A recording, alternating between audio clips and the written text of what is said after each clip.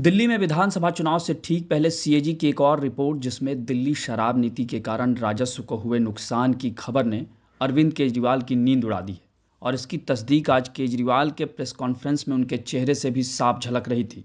शायद यही वजह है कि इससे ध्यान हटाने के लिए केजरीवाल एक नया नैरेटिव गढ़ने के लिए सामने आए। उन्होंने अपने पसंदीदा सूत्रों वाली खबर से ये बताया कि बीजेपी रमेश बिधूड़ी को मुख्यमंत्री का चेहरा बनाने जा रही है। तो पहले केजरीवाल के इस बयान को सुन लीजिए, फिर विस्तार से शराब घोटाले पर सीएजी की रिपोर्ट में जो दावे किए जा रहे हैं उसके बारे में भी बताएंगे। और सूत्रों से पता चला है कि उस मीटिंग में भारतीय जनता पार्टी ने शायद निर्णय लिया है कि रमेश बिधूरी जी भारतीय जनता पार्टी के सीएम उम्मीदवार होंगे।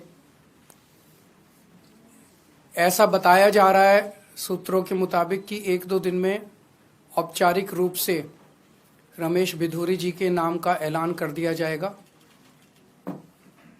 मैं तहे दिल से रमेश बिधूरी जी को बधाई देना चाहता हूं। अब अरविंद केजरीवाल का काम ही कहना है, वो भी बिना सबूतों के, तो फिर क्या कहा जाए। लेकिन दिल्ली शराब नीति पर सीएजी की रिपोर्ट आने का दावा करते हुए बीजेपी ने जो प्रेस कॉन्फ्रेंस की और उसके मुताबिक उसने सरकारी खजाने को 2026 करोड़ रुपए का नुकसान बताया। और बीजेपी नेता अनुराग ठाकुर ने इसे कैसे पेश किया, जरा इसे भी सुन लीजिए। शराब घोटाला 2026 करोड़ का है। जी हां, दिल्ली शराब घोटाला 2026 करोड़ राजकोषीय घाटा हुआ है। आप याद करिए, आम आदमी पार्टी ने कहा था पाठशाला बनाएंगे, पाठशाला तो नहीं मधुशाला बनी। ये झाड़ू की बात करते थे, झाड़ू से दारू पे आए। ये स्वराज की बात करते थे, स्वराज से शराब पर आए। ये यात्रा जो 10 वर्षों की है वो घोटालों की है और आपके पाप की है। और ये आपका पाप एक नहीं अनेक घोटाले। तो सुना आपने, बीजेपी ने अरविंद केजरीवाल और आम आदमी पार्टी की सरकार पर किस तरह हमला किया।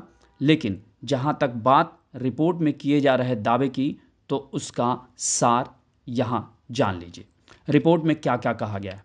शराब नीति में खामियों के कारण सरकार को 2026 करोड़ रुपए का नुकसान हुआ। शराब नीति बनाने से पहले विशेषज्ञों की सलाह तो ली गई थी, लेकिन उनकी सिफारिशों को माना नहीं गया। जिन कंपनियों की शिकायतें थी या जो घाटे में चल रही थी, उन्हें भी लाइसेंस दिए गए। ज़रूरी मंजूरी नहीं ली गई। शराब की कीमत तय करने और लाइसेंस जारी करने में पारदर्शिता का ध्यान भी नहीं रखा गया। खुदरा शराब की दुकानों को सभी क्षेत्रों में बराबर तरीके से नहीं बांटा गया। कोविड-19 के नाम पर 144 करोड़ की लाइसेंस फीस माफ़ कर दी गई।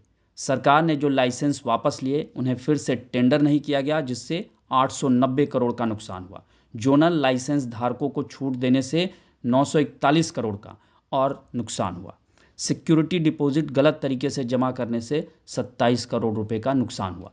यानी अगर इसे जोड़ दें तो आंकड़ा 2000 से ज़्यादा का नुकसान का आता है। यानी देखा जाए तो भ्रष्टाचार के आरोपों से घिरे केजरीवाल के लिए सीएजी की इस रिपोर्ट में जो आंकड़े दिख रहे हैं और बीजेपी जो दावा कर रही है, उससे केजरीवाल की लड़ाई अब बहुत टफ हो सकती है। क्योंकि केजरीवाल और कभी उनके गुरु रहे अन्ना हजारे ने ऐसी ही सीएजी की रिपोर्ट के सहारे तत्कालीन मनमोहन सिंह सरकार की नाक में दम कर रखा था। लेकिन ये समय का फेर ही कहा जाएगा कि केजरीवाल आज खुद ऐसे ही फंदे में फंसते जा रहे हैं और अब उससे निकलना आसान नहीं।